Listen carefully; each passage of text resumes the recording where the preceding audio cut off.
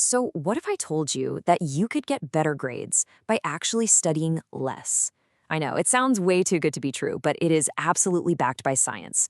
Today, we're going to build an evidence-based learning system inspired by Jun Ya's The Guide to Academic Success that's going to completely change how you think about studying. For real. Does this sound familiar to you? You put in the hours, right? You sacrifice your weekends, you pull those late nights, you got highlighters in every color imaginable, and then you get that exam back, and the grade just doesn't feel like it matches the effort. It is so frustrating, and trust me, you are not alone in feeling that way. So, what's going wrong here? I mean, it's so easy to just think, well, I guess I have to try even harder. But the real problem is something else entirely. We're going to call it the study trap. And it's the main reason why just piling on more hours usually doesn't lead to better results. This right here, this is the core of the trap. We're basically taught to believe that studying is this simple equation: more time equals better grades. But honestly, that's just a recipe for burnout, not success. The problem isn't your work ethic. Exactly. It has nothing to do with how hard you're working. It's all about the system you're using. Think about it for a second. The most popular methods, like rereading your notes or highlighting textbooks, they feel super productive, right? But they're also incredibly passive. And to really understand why they fail us, we need to kind of peek under the hood and see how our brains are actually wired to learn and, more importantly, to forget. And this is where things get really fascinating, because it brings us to this very counterintuitive truth about our own minds. You see, there's a powerful biological reason why those all-nighters almost never work, and it all comes down to something called the forgetting curve. It sounds completely backward, I know, but it's true. Your brain is designed to forget things. It's not a bug, it's actually a feature. It's an evolutionary tool. Your brain has to constantly filter out what it thinks is useless information to save energy for what really matters for survival. You know, like remembering where the food is, not the nitty-gritty details of the Krebs cycle. Cramming for an exam just doesn't register as a life or death situation for your brain. And this right here is the forgetting curve in action. Just look at how steep that drop-off is. Within just a single day, a massive chunk of what you've studied can literally vanish from your memory. After a week, it's almost all gone. This is exactly why cramming feels like trying to fill a bucket that has a giant hole in it. So, if our brains are basically built to forget, how in the world do we fight back? Well, the answer isn't to work harder against this natural current. It's to use a technique that actually works with our brain's wiring, a technique that completely flips traditional studying on its head.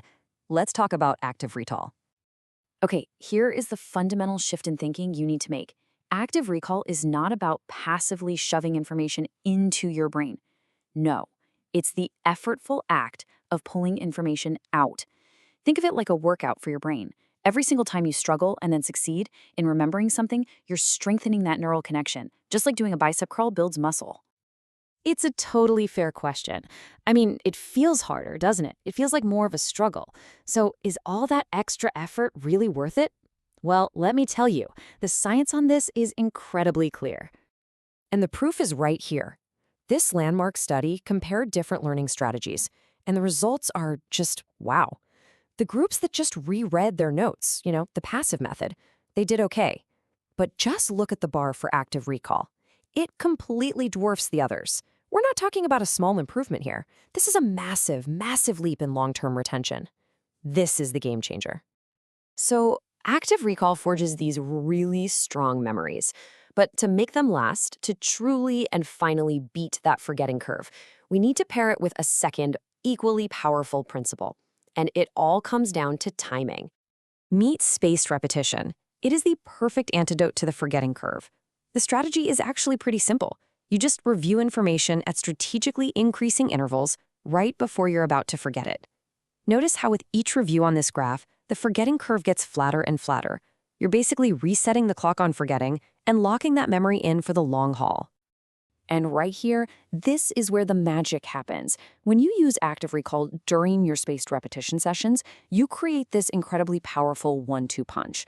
You're not just passively rereading stuff anymore. You're actively strengthening your memory at the absolute most optimal times. This combo is the core of a truly effective and efficient study system. Okay, the theory is great, but let's get practical. How do you actually do any of this stuff? Let's roll up our sleeves and walk through a few powerful techniques that are going to form the foundation of your new, much smarter study system.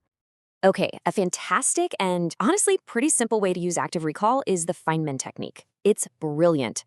Just take a concept you're learning and try to explain it in the simplest terms you can think of as if you were teaching it to a kid. You will immediately, and I mean immediately, discover the holes in your own understanding. And those gaps, that's exactly where you need to focus your learning.